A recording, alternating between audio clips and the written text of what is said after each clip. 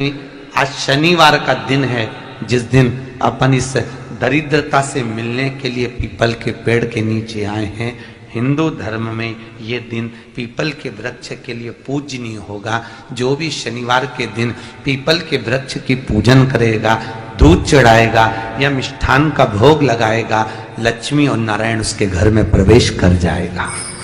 लक्ष्मी और नारायण उसके घर में प्रवेश करेगा। पुराण की कथा कह रही है कि दुनिया के सारे तीर्थ नहीं जा सकते, पृथ्वी की सारी नदियों में स्नान नहीं कर सकते, पवित्र नदियों में आप स्नान नहीं कर सकते, या किसी भी तीर्थ में जाकर एक रात्रि भी विश्राम नहीं कर सकते, या हमने जिंदगी में कोई दान करा ना करा, कोई पुण्य करा ना करा, कोई सत्कर्म करा ना करा, कोई शास्त्र पढ़ा ना पढ़ा, कोई शास्त्र सुना ना सुना, उसके बाद भी शिव महापुराण की कथा कहती है कि एक दिन में अगर मात्र एक बार भी आप शंकर के शिवालय में प्रवेश कर गए या मंदिर में प्रवेश कर गए तो सारे तीर्थ, सारी नदियां, सारे सरोवर, सारी बावड़ी, सारे तालाब, सारे कुंड के स्नान का पुण्य, दान का पुण्य प्राप्त हो जाता है। केवल शिव तत्व को प्राप्त कर लेने। शिव महापुराण की कथा कह रही है कि घर में जो दिया होता है वो दीपक भी कोई साधारण नहीं होता, उस दीपक की भी महत्वता है, उस दीपक का भी वर्णन है। महाराज एक बात और बहुत अच्छे से सुनिएगा, शायद आपकी जिंदगी को सवार, शायद आपके जीवन को सवार। मेरी जीजियों, मेरे जीजाओं, मेरी बेटियों, बेटाओं, कभी मौका लगे शंकर भगवान के शिवलिंग के पास में आप बैठे हैं। यहां तक शास्त्र कहता है कि घर में अगर किसी को बहुत तेज बुखार आ गया है, बहुत तेज बुखार, और बच्चा उस बुखार में तप रहा है, बहुत तप रहा है, महाराज तुम जिस दिए में भगवान की आरती उतारते हो, जिस दिए से तुम भगवान की पूजन करते हो, कभी मौका लगे और आप पूजन करने के लिए गए,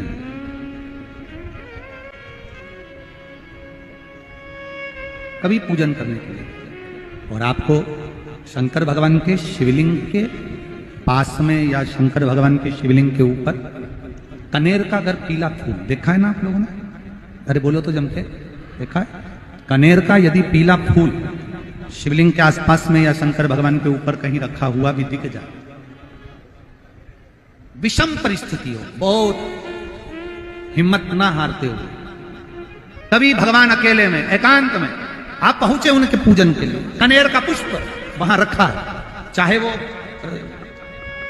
वो जलाधारी पर रखा हो, चाहे वो शिवलिंग के पास में रखा हो, शिवलिंग पर रखा हो, उस कनेर के पुष्प को अगर आप 5 जगह का स्पर्श कराकर अपने हृदय की बात कहकर वापिस महादेव को समर्पित कर देते हो तो भी मेरा महादेव तुम्हारे दुख का निवारण कर देगा।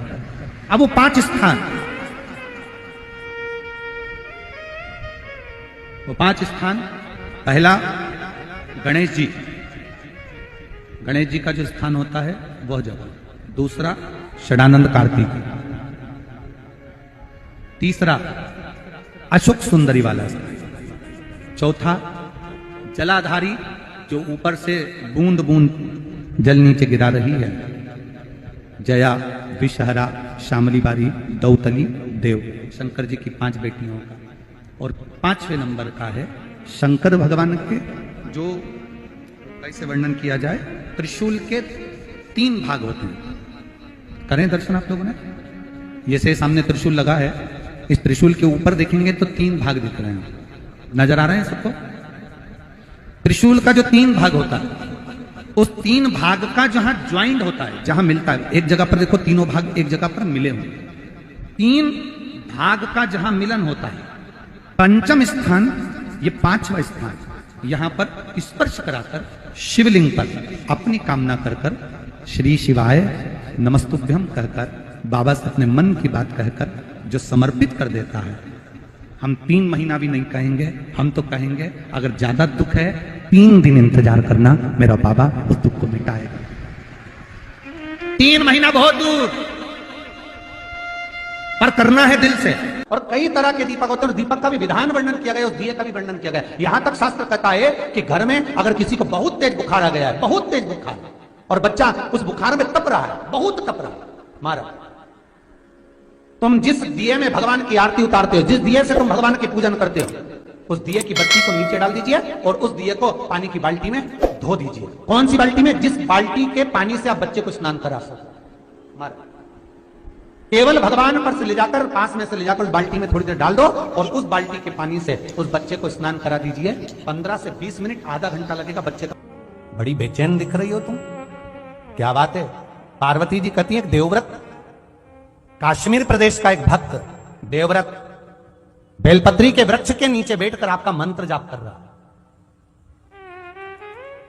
मैं आपको जगाना नहीं चाहती थी, पर बेलपत्री के वृक्ष के नीचे लक्ष्मी झाड़ू लगाती है, सरस्वती वीणा बजाती है, इंद्राणी उस बेलपत्री के वृक्ष के नीचे जल का सिंचन करती है, 33 कोटि देवी देवता उस बेलपत्री के वृक्ष की जड़ में विराजमान होते हैं।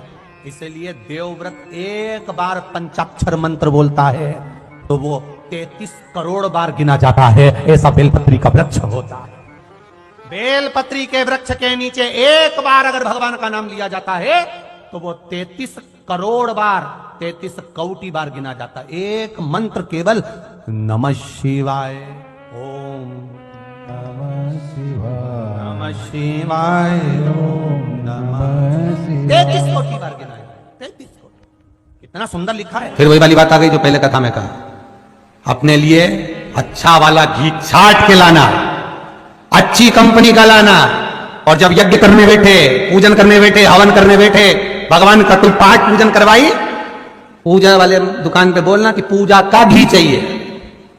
तो वो पूजा का सामान बेचने वाला भी चतुर था, उसने पूजा का ही घी दिया।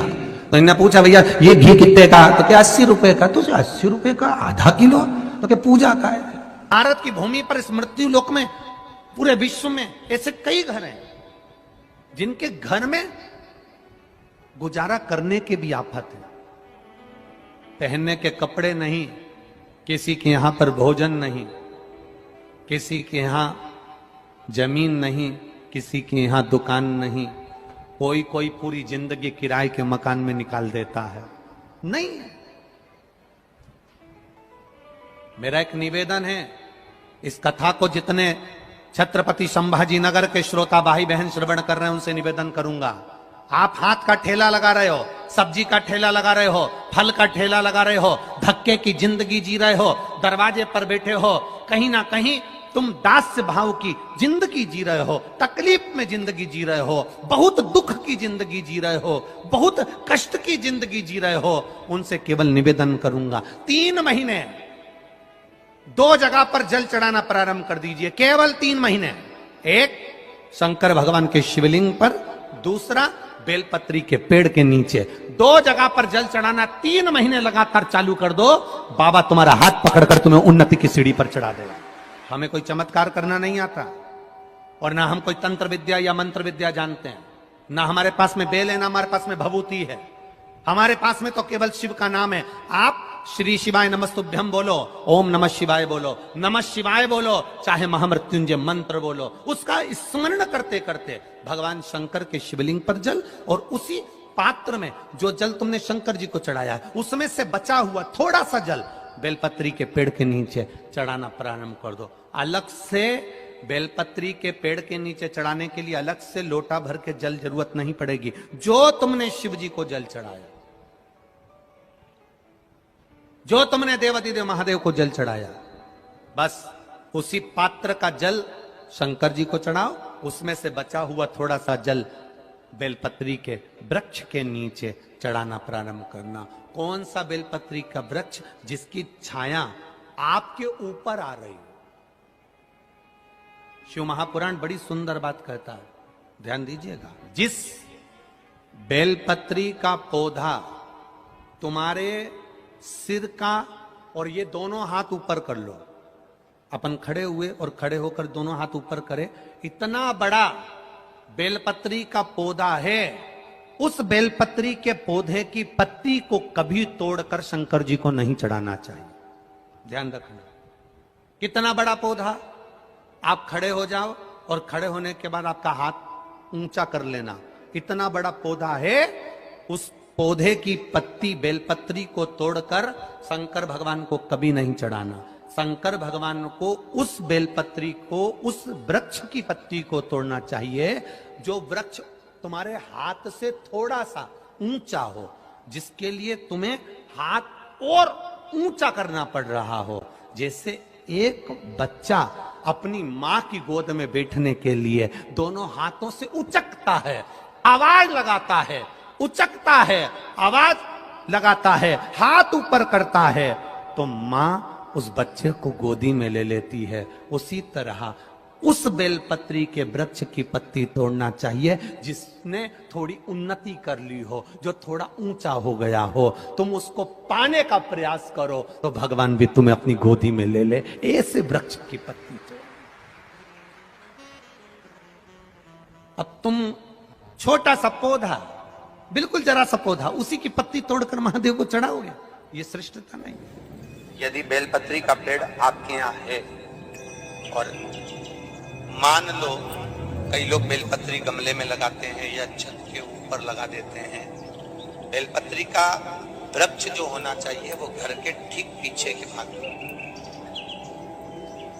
पीछे के भाग। या बेलपत्री का वृक्ष अगर पीछे नहीं है तो आप अपने घर से जब बाहर निकलते हैं तो राइट हैंड की ओर बेलपत्री का वृक्ष होना चाहिए। आप जब घर से प्रवेश कर रहे हैं, बाहर की ओर निकल, वो सुख का अनुभव करा। यदि घर से निकलते समय बेलपत्री का पेड़ लेफ्ट में अगर आता है, आप जिस घर से निकल रहे हो लेफ्ट में अगर बेलपत्री का पेड़ आता है तो आप 1 रुपए कमाएंगे, 1.25 रुपए खर्च होगा, पैसा हाथ में टिकेगा नहीं। घर में 10 लोग भी कमा रहे हैं तो पैसा घर में दिखेगा नहीं, आएगा जरूर, सारे काम होंगे पर टिकेगा नहीं। यदि लेफ्ट में राइट भाग का बेलपत्री सुख का अनुभव। बेलपत्री का वृक्ष घर में लगाओ तो घर के पीछे के हिस्से में लगाना चाहिए, और ऐसी जगह नहीं लगाना कि जहां पर बेलपत्र में गंदा पानी जाए या कोई गंदी वस्तु उसके नीचे पड़े। 33 करोड़ देवी देवता बेलपत्री के पेड़ के नीचे सोमवार के दिन, कोई रविवार के दिन, कोई मंगलवार, कोई बुधवार, कोई गुरुवार, कोई शुक्रवार, कोई शनिवार के दिन बेलपत्री के नीचे आकर 33 करोड़ देवी देवता हो तप करते हैं, साधना करते हैं। बेलपत्री के पेड़ का बड़ा प्रमाण है। एक बेलपत्री ऐसी होती है जो कि शंकर पर अगर चढ़ी हुई है तो वापिस उतार कर धोकर फिर शिव को चढ़ा सकते। किसी व्यक्ति से कोई काम करवाना है, वो काम नहीं कर रहा, कोई फाइल आगे नहीं बढ़ रही है, कोई कार्य अटक रहा है, या फिर कहीं रुपया पैसा अटक गया हो, नहीं निकल रहा हो, तो एक जल के पात्र में जल भरकर 5 बेलपत्री शिव जी को समर्पित कर कर कुंदकेश्वर महादेव का नाम लेकर एक सफेद पुष्प बेलपत्री के ऊपर जो शिव जी को चढ़ाई है उस पर समर्पित कर कर जल जो लेकर गए हो, अपनी उस कामना को कर कर कि मेरा ये कार्य अटक रहा है, ये कार्य नहीं हो रहा, कुंदकेश्वर महादेव का नाम लेकर धीरे धीरे जल की धार चढ़ाइए। और एक बात हमेशा याद रखना, फिर निवेदन कर रहे हैं, अच्छे से समझ लेना, शंकर जी पर जब जल चढ़ता है, शिव जी का जब अभिषेक होता है, शंकर जी पर जब जल चढ़ाया जाता है, दूध चढ़ाओ, जल चढ़ाओ, कुछ भी चढ़ाओ, पर एक बात का स्मरण अपने जीवन में होना कि इतने ऊपर से मत चढ़ाना कि जल चढ़े और छींटे आपके ऊपर। बहुत ध्यान दीजिएगा।